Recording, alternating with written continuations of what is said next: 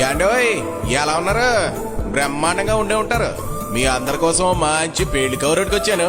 ఓ పాలి మీ సెవిటి పడేద్దరు.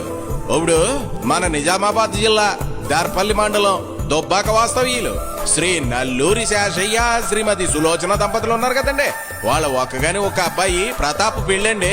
హాయ్, ఇంతకే అబ్బాయి ఏం చేస్తాడని కదా మీ అనుమానం డౌటింగ్. ఇంజనీర్ అండి బాబు. మరి అబ్బాయిని చూడండి, నవమన్మధుల్లా ఉన్నాడంటే నమ్మండి. అందులోనూ పెళ్లి అనేసరికి తెగ సిగ్గుపడిపోతున్నాడండి బాబు.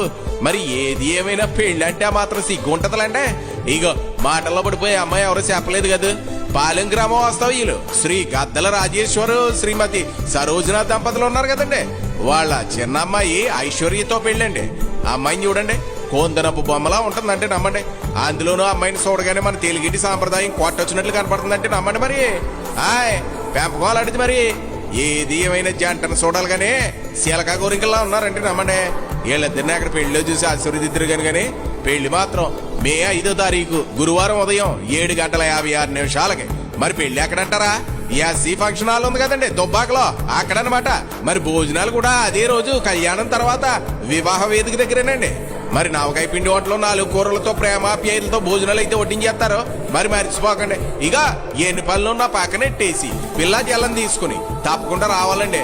లేదంటే మనకు మాట వచ్చేస్తుందండి. ఉంటానండి. మరి ఇంకా సెల పెళ్లి పనులు మిగిలిపోయండి. మరి మీరు రాకపోతే మాత్రం బెంగెట్టేసుకుంటామండి. మరి